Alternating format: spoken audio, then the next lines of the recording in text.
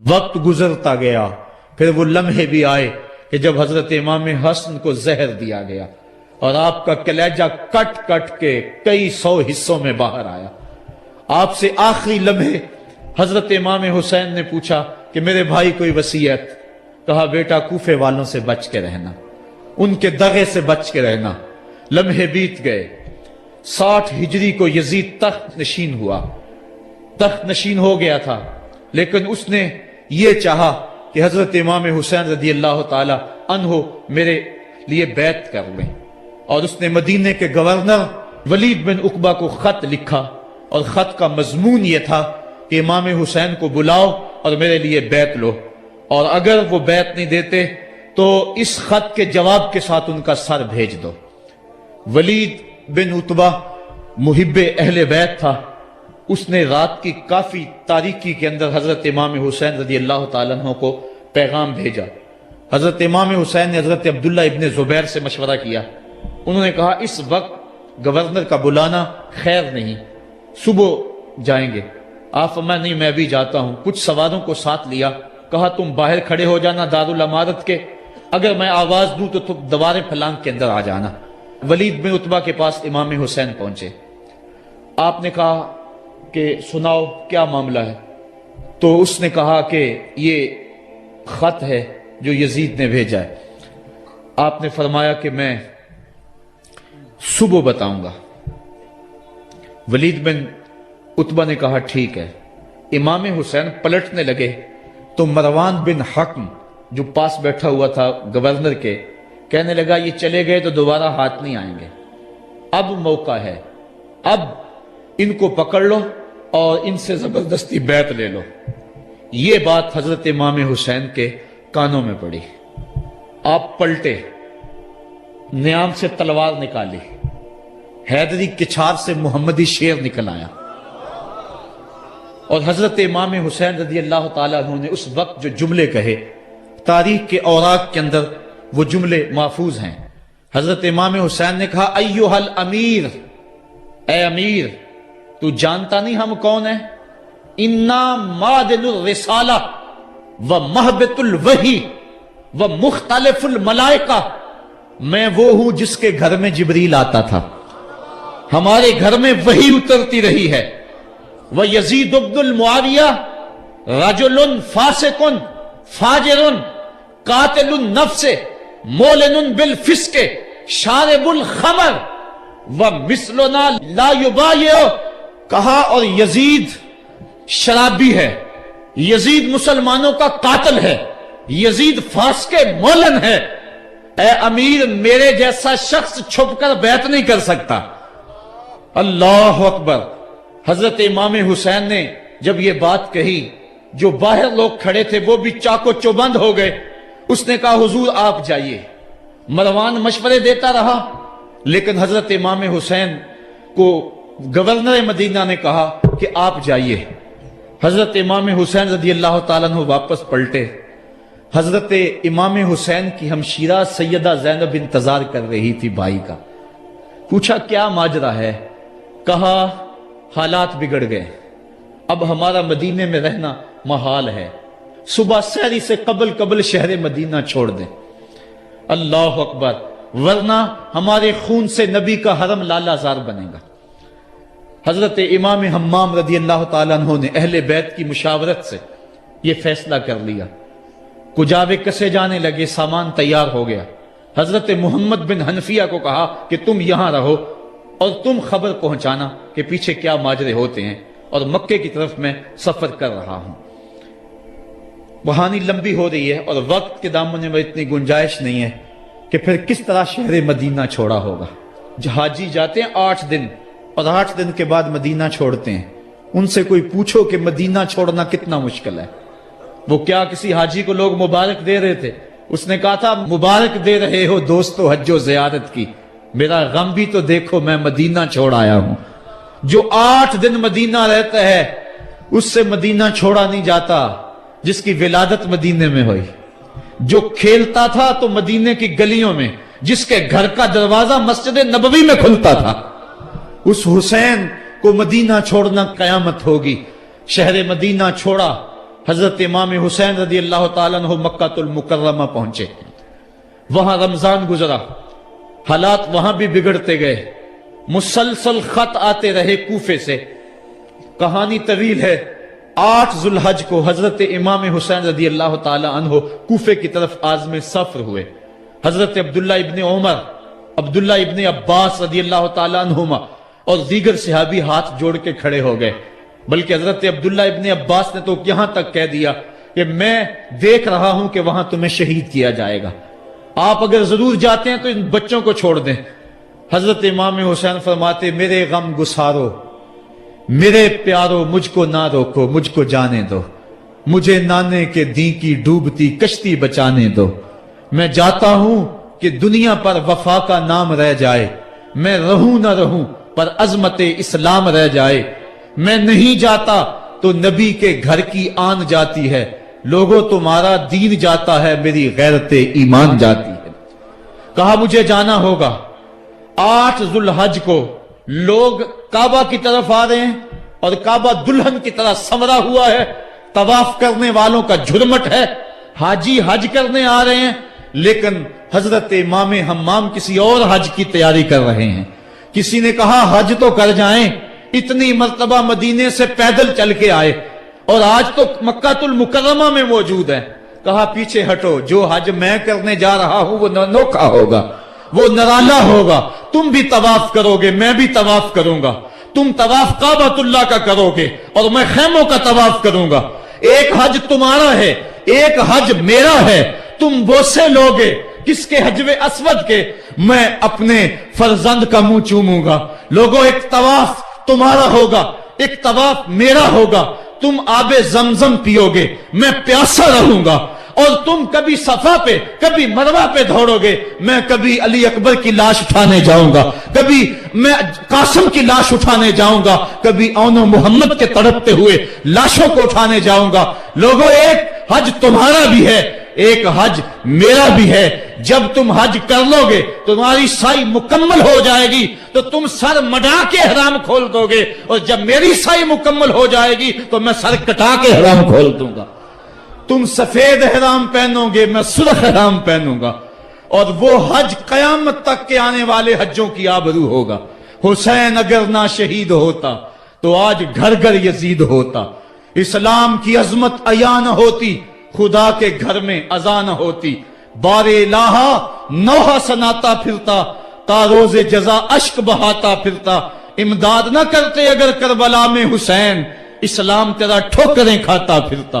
کربلا کی تپتی ہوئی ریگزار میں حضرت امام حسین نے جبر و ظلم کے خلاف جس قوت سے کھڑے ہو کر عظیمت کی داستان رقم کی، 10 محرم کا دن تھا، جمعہ کا یوم سعید تھا، بھیچ کربلا کے میدان میں دوپہر کے وقت جب نبی کا خاندان اجڑ رہا تھا، ایک ایک کلی اس چمن کی کٹ رہی تھی، 72 افراد 22,000 کے لشکر جرار کے مقابلے میں کھڑے تھے۔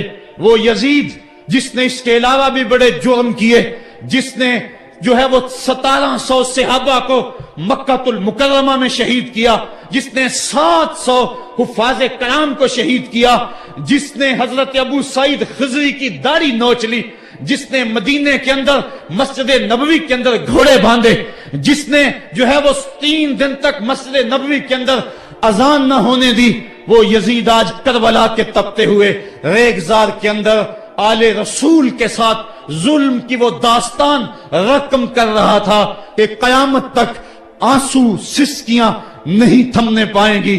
یزید مر گیا، اس کا نام مٹ گیا، اس کا تشخص مٹ گیا، لیکن حسین کا نام آج بھی زندہ ہے، اس کا پیغام آج بھی زندہ ہے۔ یہ ہزاروں کا مجمع، یہ امٹتے ہوئے محبتوں کے جذبات، یہ آنکھوں کا آنسوؤں کا خراج دینا، کیا یہ حسین ابن علی کی زندگی کی دلیل نہیں ہے؟ کون ہے جو یزید کا نام لیتا ہو؟ آج اگر کوئی یزید کا نام لیتا بھی ہے تو سر جھکا کے لیتا ہے۔ میں کہتا ہوں کیسا تمہارا لیڈر ہے جس کا نام لینے سے قبل شرمندہ ہوتے ہو، جس کا نام لیتے ہوئے شرمندہ ہوتے ہو، جس کا نام لینے کے بعد پسینہ پسینہ ہوتے ہو۔ تم اپنے قائد اور لیڈر کا نام لیتے جھجکتے ہو، گردن جھکا کے دائیں بائیں دیکھ کے نام لیتے ہو، اور جب ہم نام اپنے آقا کا لیتے ہیں سر اٹھا کے لیتے ہیں۔ اے حسین ابن علی تم پر سلام.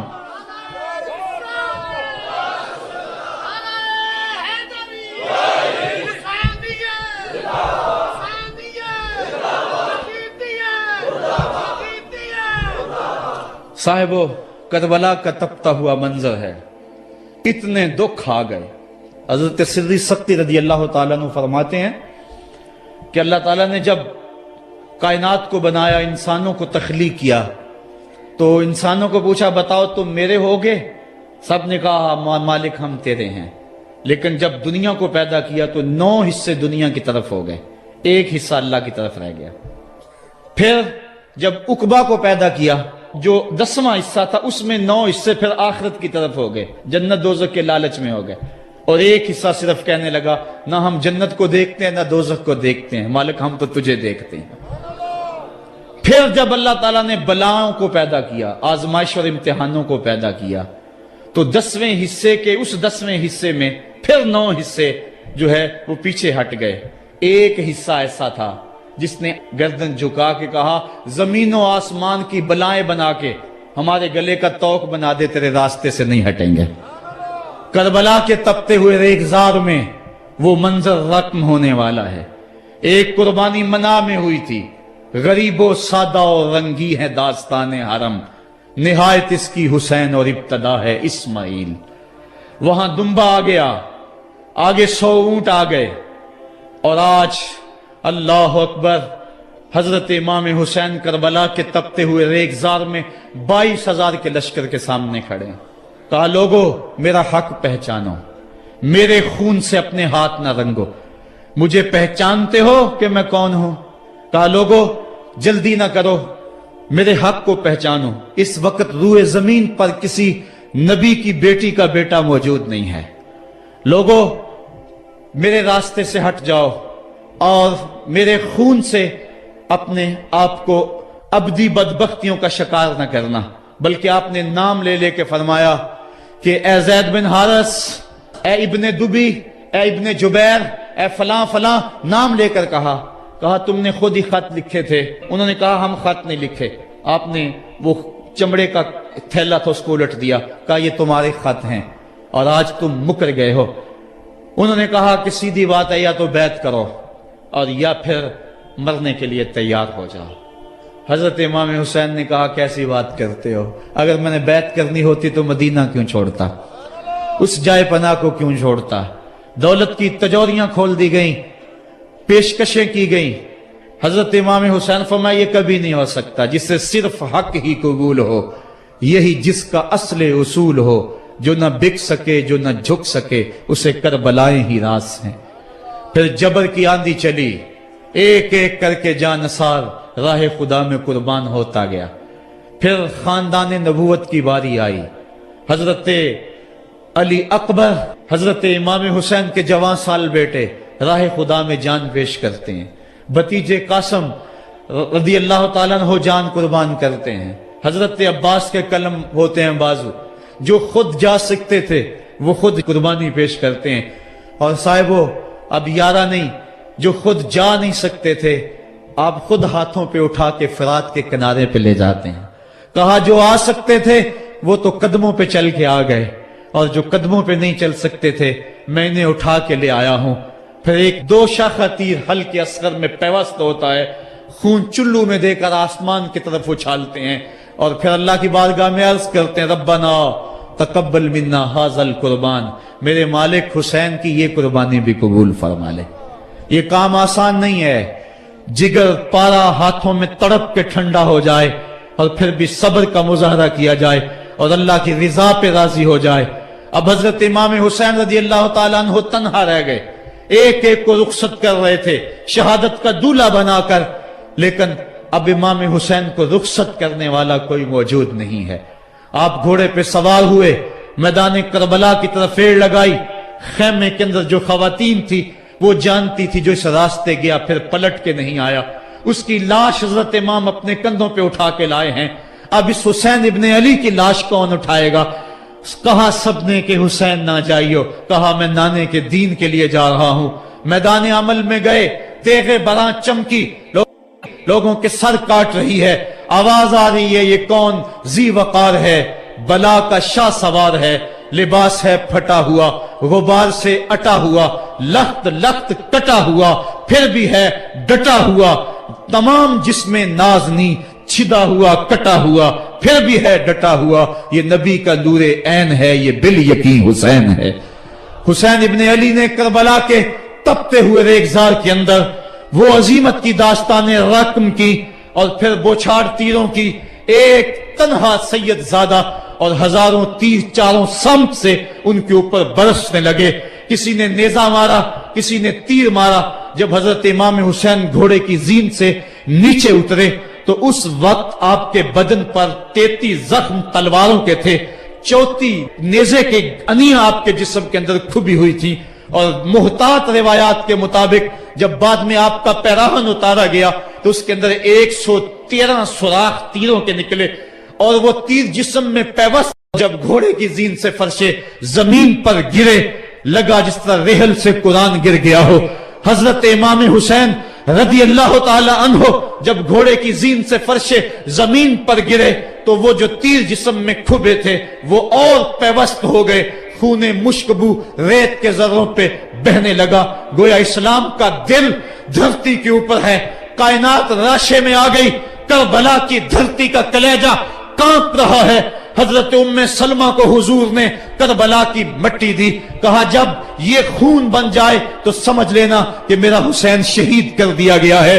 وہ مدینے کے اندر خواب دیکھتی ہیں کہ آقا کریم علیہ السلام داڑھی مبارک کے اندر گرد مبارک پڑی ہوئی ہے اور بال الجھے ہوئے ہیں، گھبرا کے اٹھ کھڑی ہوئی کہ کیا ماجرا ہے، اور جلدی سے اس شیشی کو دیکھا تو وہ شیشی کا جو مٹی رکھی ہوئی تھی وہ خون بن گیا تھا، اور آپ نے کہا اہل مدینہ سن لو، حضرت امام شہید کر دیے گئے ہیں۔ ادھر امام حسین خون اور خاک کے اندر تڑپ رہے ہیں، اور آپ کے جسم نازک پر برچھیوں، تیغوں اور تلواروں کے ساتھ جو ہے وہ لوگ وار کر رہے ہیں۔ سنان بن انس نخی آگے بڑھا لیکن سر کاٹنے کی ہمت نہ پڑی، اس نے نیزہ مارا اور آپ کے گلے کے قریب وہ نیزہ پار کر گیا اور خون کا فوارہ پھوٹا۔ زرع بن شریک نے آپ کی پیشانی پہ نیزہ مارا، آپ گھبرا کے گرے، اٹھے اور پھر گر گئے، اور پھر آپ نے اپنی پیشانی سجدے میں رکھ دی، اپنا خون جو تھا وہ چہرے پہ مل لیا۔ حسین نے سرخ رنگ کے خون کا جو خضاب تھا وہ اپنے داڑھی پہ لگا لیا کہ کل میں اپنے نانا کو یہ رنگت بھی دکھاؤں گا۔ حرم کی وہ داستان جو منا سے شروع ہوئی تھی آج اس کی تکمیل ہو رہی ہے، وہ غریب اور سادہ اور رنگین داستان حضرت امام حسین رقم کر رہے ہیں۔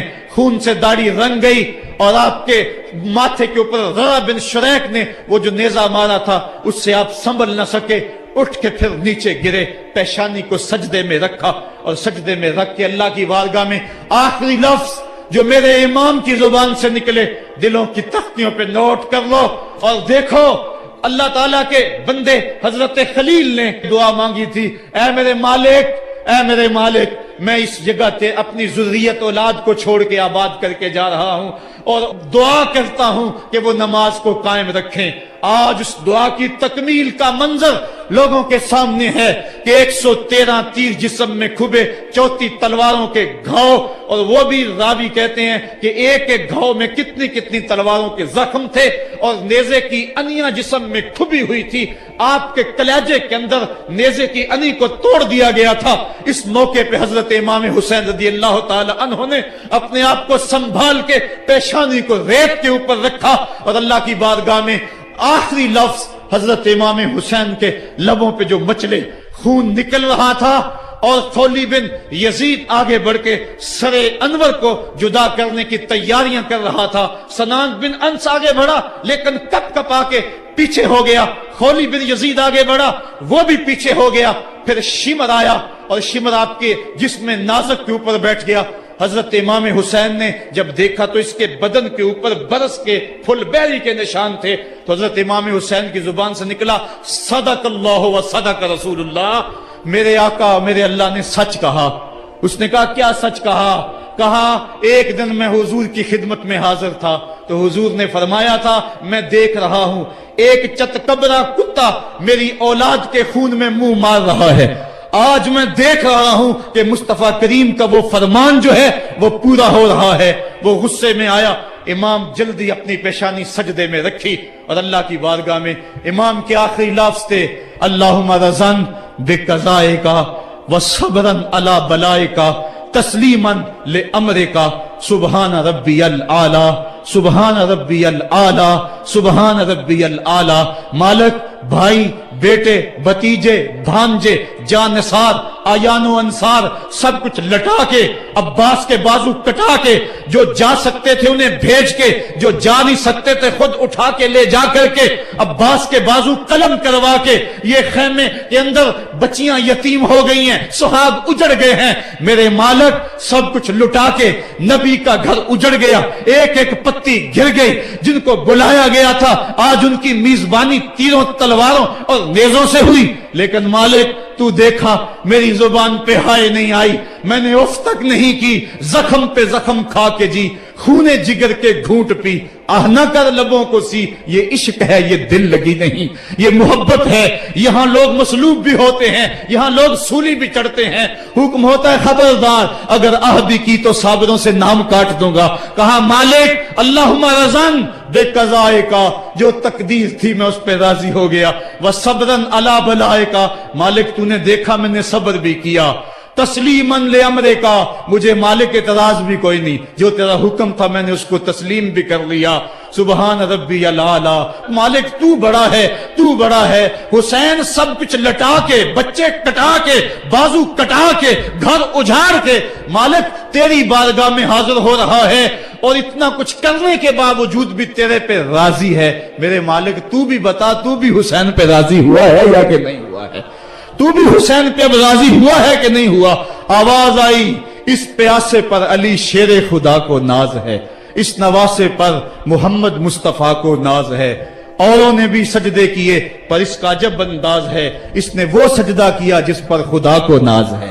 اے حسین ابن علی تم پر سلام، میرے ساتھ مل کے کہہ دو، اے حسین ابن علی تم پر سلام، اے حسین ابن علی تم پر سلام۔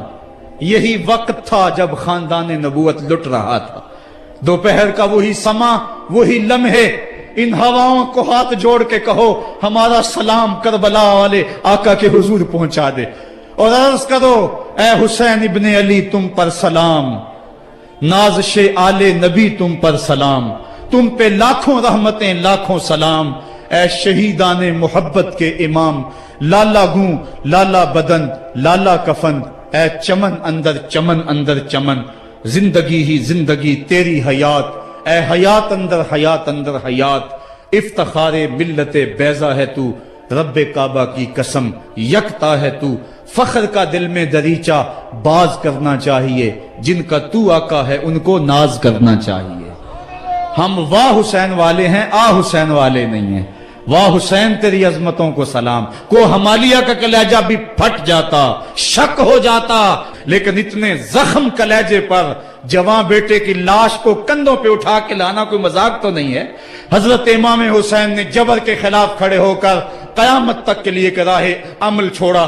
حضرت اقبال خراج پیش کرتے ہیں، آ امام عاشقاں پورے بطول، سروے آزاد دبستان رسول، اللہ اللہ بائے بسم اللہ پدر، مانائے ذبح عظیم آئد بسر، سرخ رو عشق غیور از خونے او، شوخی این مصرہ از مضمون او، تا قیامت قطع استبداد کرد، موج خونے او چمن ایجاد کرد۔ اقبال کہتا ہے کہ عشق غیور کے چہرے پہ جو سرخی اور بانکپن ہے وہ حسین ابن علی کے خون کا صدقہ ہے۔ قیامت تک کے لیے جبر کے خلاف جتنی بھی قومیں اٹھیں گی اور جتنے بھی لوگ میدان عمل میں آئیں گے، میں ہر سال کہا کرتا ہوں کہ سب کا قائد حسین ابن علی ہوگا۔ مہاتما گاندھی نے جب اپنی قوم کو کہا برطانوی سامراج کے خلاف کھڑے ہو جاؤ، اور قوم سے خطاب کرتے ہوئے مہاتما گاندھی ہندو نے کہا کہ تم کہو گے وہ حکومت جس کی سلطنت میں سورج طلوع اور غروب بھی ہوتا ہے، اس سے ٹکرانا حماقت ہے، خودکشی کرنے کے مترادف ہے، لیکن اس کے باوجود میں کیوں کہہ رہا ہوں کہ اس سامراج کے خلاف کھڑے ہو جاؤ؟ مہاتما گاندھی نے کہا تھا اس لیے کہ میرے سامنے حسین ابن علی کا کردار موجود ہے۔ آج پوری دنیا کے اندر ظلم اور جبر کی ہوائیں چل رہی ہیں، اور اس وقت امت مسلمہ کو کردار حسین ادا کرنے کی ضرورت ہے۔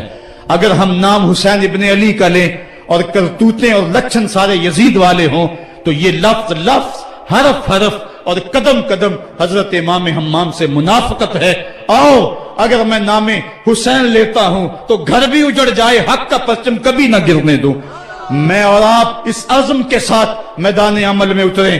ادارت المصطفیٰ کسی تنظیم کا نام نہیں، یہ ایک فکر کا نام ہے، ایک تحریک کا نام ہے، ایک مشن اور ایک انقلاب کا نام ہے، یہ روحوں میں ہلچل پیدا کرنے کے جذبوں کا نام ہے، یہ مصطفیٰ کریم کے در پہ سلامی دینے کا نام ہے، یہ اپنا سب کچھ مصطفیٰ جان رحمت پہ قربان کر دینے کا نام ہے۔ آؤ ادارت المصطفیٰ کے پلیٹ فارم پہ آپ میدان عمل پہ نکلیں۔ حضرت امام حسین نے اسلام کے گرتے ہوئے پرچم کو تھام لیا اور جبر کی آندھیوں کے مقابلے کے اندر بھی اس پرچم کو خم نہیں ہونے دیا۔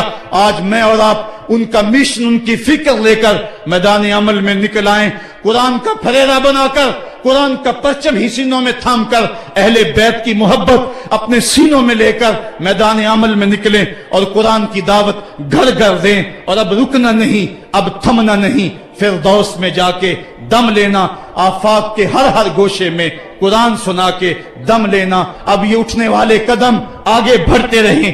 یہ درس قرآن کا جو قافلہ ملک کے طول و عرض کے اندر روا دوا ہے، اس میں ایک جوش پیدا ہو جائے اور اس کے اندر ایک انقلاب پیدا ہو جائے۔ کوئی گھر ایسا نہ رہے، کوئی بستی ایسی نہ رہے، کوئی کان ایسا نہ رہے جس کان تک قرآن کا نغمہ نہ پہنچنے پائے۔ ادارت المصطفیٰ کے جوان سال مبلغ گلی گلی کوچے کوچے پھیل جائیں، اور جو داعی ہیں، دعوت دینے والے ہیں، اگر وہ خود پیغام پہنچا سکتے ہیں تو اشہد بلال عند اللہ اشہد، بلال کی اشہد بھی اللہ کو قبول ہے۔ وہ ٹوٹے پھوٹے لفظ لے کر میدان عمل میں نکل آئیں، ورنہ وہ سیڈیز لے لیں، وہ اور کچھ کتب لے لیں، وہ دین کا نعرہ لے لیں، وہ پیغام حق لے لیں، اور گلی گلی کوچا کوچا اسوہ شبیری اور نام حسین کی دعائیں دیتے چلے جائیں۔ آج میرے وطن میں منافرت کی ہوائیں چل رہی ہیں، صوبائی عصبیتوں کے طوفان اٹھ رہے ہیں۔ پاکستان کا جو حامی ہے حرامی ہے کہ نعرے گونج رہے ہیں، پاکستان نہ کھپے کی باتیں ہو رہی ہیں۔ اس وقت حکومتوں کو اپنے اقتدار سے غرض ہے، ملک لٹتا ہے، لوگ روٹی کے نوالے کے لیے ترستے ہیں، 18 روپے میں روٹی بک رہی ہے، ان کو کوئی پتہ نہیں ہے انہوں نے ملک نہیں بنایا، انہوں نے ملک میں عیش کیا، ملک کے وسائل کو لوٹا۔ مجھے تو وہ بزرگ یاد آ رہے ہیں جنہوں نے اپنی جوانیاں اس ملک کے لیے وقف کر دی، لا الہ الا اللہ کی سربلندی کے لیے ماں نے اپنی ممتا بری گودیاں قربان کر دی، کسی نے اپنا سہاگ اجاڑ دیا۔ اس وطن کے لیے تاریخ کی سب سے بڑی ہجرت ہوئی۔ آج اس وطن کے اوپر مشکل حالات ہیں، آؤ ہم نے مل کر اس پاکستان کو بچانا ہے۔ روح حسین سے خراج مانگیں اور حضرت امام حسین سے عرض کریں کہ اے امام پاک، ہمارے جذبوں کو قوت دے دو، اپنے خون کی حرارت ہمارے خون میں ڈال دو، اور ہمارے دلوں کو حریم قدس سے آشنا کر دو۔ اللہ مجھے آپ کو اپنی راہوں کا مسافر بنائے۔ کار ما آخر شدو آخر زما کار نشد، مشت خاک ما غبارے کوچہ یار نشد، و آخر دعوانا ان الحمدللہ رب العالمین۔